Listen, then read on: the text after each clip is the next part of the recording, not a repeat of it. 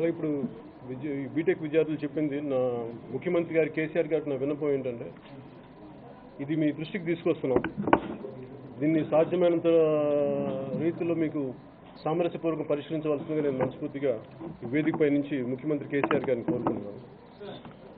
అలాగే పొద్దున ఇంకోటి తెలియజేయాల్సింది, తమ్మినేని వీరభద్రం గారు సిపిఎం పార్టీ నుంచి వచ్చారు, తెలంగాణ ఇన్ఛార్జ్.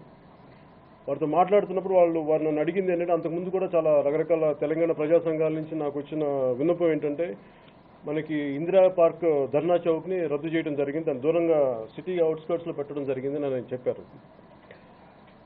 దానికి సంబంధించి మేము తిరిగి ధర్నా చౌక్ మేము రీక్లెయిమ్ చేస్తున్నామని చెప్పి దాన్ని 15న ప్రోగ్రామ్ చేస్తున్నారని చెప్పి నా దృష్టికి తీసుకొచ్చారు.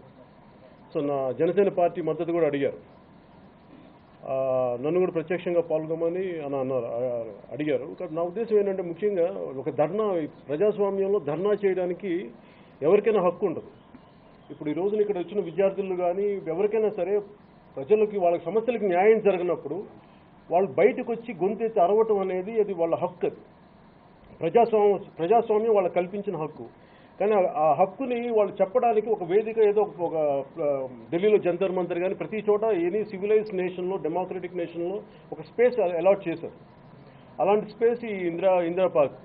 ఎందుకంటే గతంలో కూడా నేను పీఆర్పీకి యూత్ వింగ్ ప్రెసిడెంట్గా పనిచేస్తున్నప్పుడు అప్పటి కాంగ్రెస్ ప్రభుత్వం అక్కడ భీమరావు బాడాని తీసేసినప్పుడు, వాళ్ళు క్లెయిమ్ చేసినప్పుడు, మొత్తం వాళ్ళని కబ్జా చేసినప్పుడు ఆ రోజు నేను కూడా అదే ధర్నా చౌక్లో నేను మన ప్రజారాజ్యం పార్టీ తరఫున నేను కూడా ధర్నా చేయడం జరిగింది, నన్ను కూడా అరెస్ట్ చేయడం జరిగింది. అలాగే ధర్నా చౌక్ అనేది కొన్ని దశాబ్దాలుగా అది ప్రజల తాలూకు నిరసనని చెప్పడానికి అది ఒక గొప్ప వేదిక. అలాంటి దాన్ని ఈరోజు నేను చేయడం దానివల్ల ఏమైపోతుంటే వాళ్ళకి బాధలు చెప్పుకునేటానికి దూరం అయిపోయింది.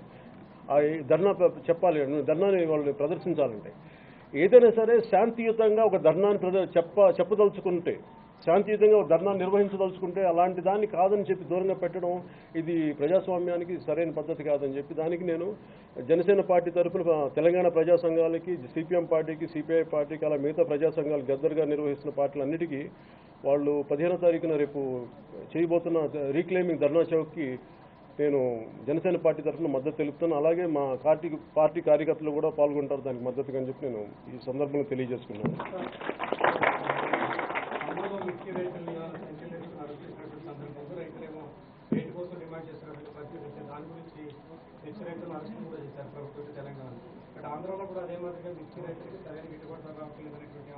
అంటే ఈ మధ్యన మేము అయితే రైతు కేంద్ర ప్రభుత్వం ఇన్సూరెన్స్ ఇచ్చిన తర్వాత కూడా ఇక్కడ మిర్చి రైతుల నుంచి కొనట్లేదనేటువంటి అభిప్రాయం రైతుల నుంచి వస్తుంది. ఒక పక్క రైతుల మీద వస్తూ ఒక పక్క గిట్టుబాటు ధర లేనటువంటి పరిస్థితి అయితే ఉంది రైతులు వస్తారు. దాని మీద మీ పార్టీ పరిస్థితి ఎలా? అంటే నాకు ఇప్పుడు ఏదైనా సరే నేను వెళ్ళి ఏదైనా మాట్లాడితే నేను వెళ్ళి ప్రత్యక్షంగా నిర్వహించాల్సి వస్తుంది. ఏదైనా సరే నేను పార్టీ కంప్లీట్ నిర్మాణం పరిస్థితులు లేను కాబట్టి నేను దీన్ని వేదికగానే చేసుకొని ఎందుకు నేను ప్రత్యక్షంగా పాల్గొంటే అది శాంతి భద్రతల సమస్యలు వస్తాయి, కొంత లా అండ్ ఆర్డర్ ఇష్యూస్ అన్నీ ఉంటాయి కాబట్టి అందులో కొంచెం నేను ఆచితూచి మాట్లాడాల్సి వస్తుంది. నేనేంటంటే కనీసం గిట్టుబాటు ధర కల్పించలేనప్పుడు వారిని అరెస్ట్ చేయడం మటుకు సరైన పద్ధతి కాదని చెప్పగలను. వాళ్ళని అరెస్ట్ చేయడం తప్పు. దయచేసి వాళ్ళని రైతులను మటుకు అరెస్ట్ చేయకండి. వాళ్ళ బాధల్ని వాళ్ళు ఇంత కష్టపడి ఇన్ని సంవత్సరాలు ఇంతకాలం కష్టపడి కనీసం మాకు గిట్టుబాటు ధర రావట్లేదని అనుకున్నప్పుడు వాళ్ళని అరెస్ట్ చేయడం మటుకు ఇది ఏ ప్రజలైతే ఆ పార్టీలు ఎన్నుకున్నారో డెఫినెట్గా అది వాళ్ళకి నెగిటివ్గా మీకు అది ప్రతిబంధకంగా ఉంటుంది రాబోయే ఎన్నికల్లో అని చెప్పి అది మీకు గ్రహించాలని నేను మిగతా అధికారులు ఉన్న పెద్దలందరూ నేను మనస్ఫూర్తిగా వేడుకున్నాను.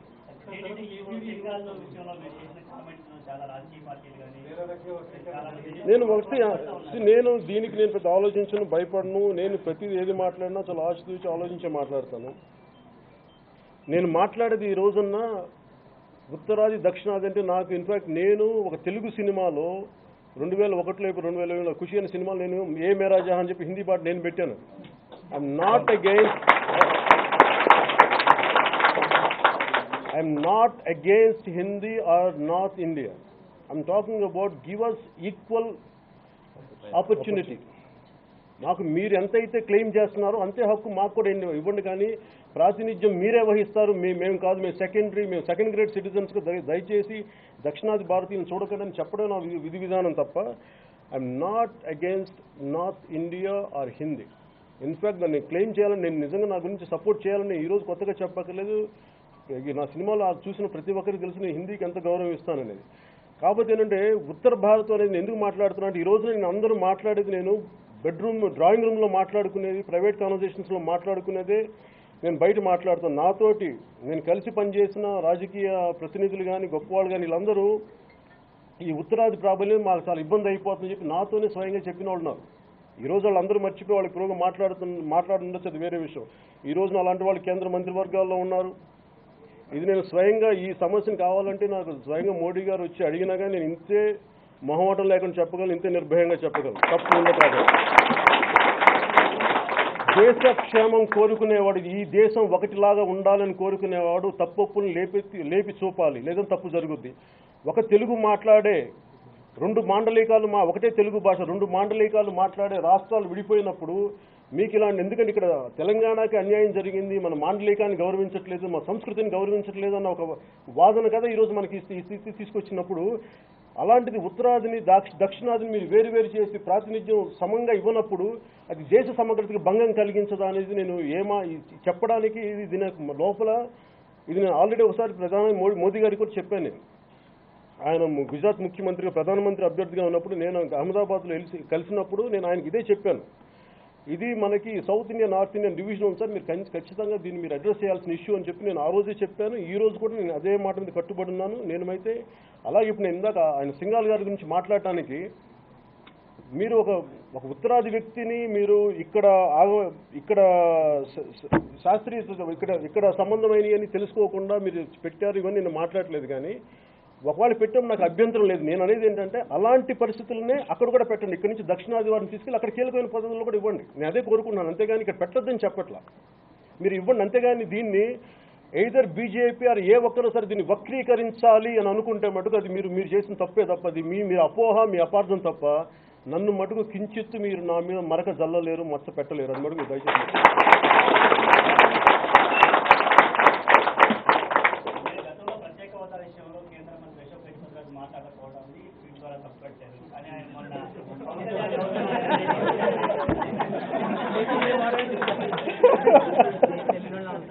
అలాగే కాదు, అలా ఇప్పుడు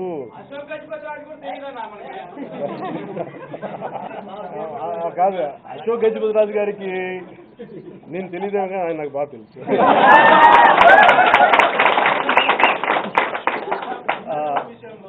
ఇప్పటికీ ధర్నా చౌక్ను కదిలించలేదు, అక్కడే ఉంది. దానికి సంబంధించి ఇప్పటికీ కోర్టులో కూడా కేసు నడుస్తుంది.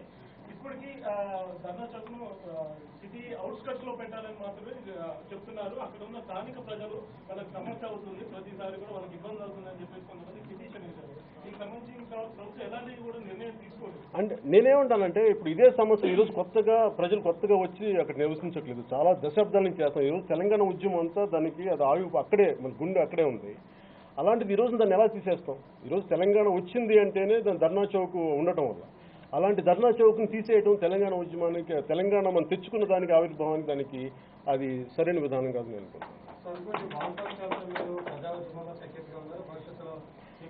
నేను I'm not against or pro any party అండి, ఐఎమ్ ప్రో పీపుల్. నేను ప్రజల పక్షం చెప్తాను, ఏ పార్టీ ఈ రోజున గ్రూప్ టూ సంబంధించిన వాళ్ళు వచ్చారు, అలాగే మనకి ఈరోజు బీటెక్ విద్యార్థులు వచ్చారు, మొన్న చేనేత వాళ్ళు వచ్చింది. నేనేమంటానంటే, ప్రజా సమస్యల్ని ఎలాంటి లాభాపేక్ష లేకుండా, ఎలాంటి నాకు వ్యక్తిగత లాభం లేకుండా సమస్యల్ని యథాతథంగా ఎలా చూపించాలో, ఎలా ప్రజెంట్ చేయాలో ప్రజలకు అలా చేస్తున్నాను తప్ప, దీంట్లో నాకు వ్యక్తిగతంగా ఒక పార్టీ ఎనీ పొలిటికల్ పార్టీ చేయాల్సిన పని నేను చేస్తున్నాను. కానీ వాళ్ళు చేయట్లేదేమో కానీ నేను మర్చిపోలేదు, నేను నిలబడి అలాగే మరణించిన నిషిత్ ఎవరైతే ఉన్నారో ఆయనకు సంబంధించి ఆ కారు మీదే అని చెప్పి సోషల్ మీడియాలో సర్క్యులేట్ అవుతుంది. అది ఎంతవరకు వాస్తవం? సార్, ఇది ఒకరి చావుకు సంబంధించింది. అలాంటి కారు నాకు ఉండేది, కానీ అది నాది కాదు. నేను అది ఎప్పుడు, ఎందుకంటే నేను దాన్ని ఇన్స్టాల్మెంట్లు కట్టలేక ప్రతి మంత్ అమ్మేసాను. అందుకని కాకపోతే అది నాకు పొద్దునే నాకు ఎవరో ఫోటోగ్రాఫ్ చూపించారు. అది నెక్స్ట్ మోడల్ అండి, దాని తర్వాత వచ్చిన మోడల్. మీరేదో అడుగుతున్నారు. నేతలందరూ కూడా మీతో సంప్రదింపులు జరుపుతున్నారు. సీతారాం కూడా కామెంట్ చేశాడు, జనసేనకి సంబంధించి వస్తే భవిష్యత్తులో ఏం జరుగుతుందో చెప్పలేము, మా రాష్ట్ర పార్టీ నిర్ణయిస్తామని చెప్పి. ఇప్పుడు మీకున్నటువంటి సఖ్యత భవిష్యత్తులో పొత్తులకు దారితీసేటటువంటి అవకాశం ఉందా? అంటే నేనేంటంటే ఒక కామన్ మినిమం ప్రోగ్రామ్ మీద ఎవరైతే ఒకే లైన్ ఆఫ్ థింకింగ్లో ఉంటారో నేను వాళ్ళతో ఏ పార్టీతో పనిచేయడానికి నేను ఆ పార్టీ ఈ పార్టీ కాదు, ఏ పార్టీ ప్రజల పక్షం వహించే ఏ పార్టీతో ఆ రోజు పరిస్థితులను బట్టి నేను చేస్తాను. జై హింద్.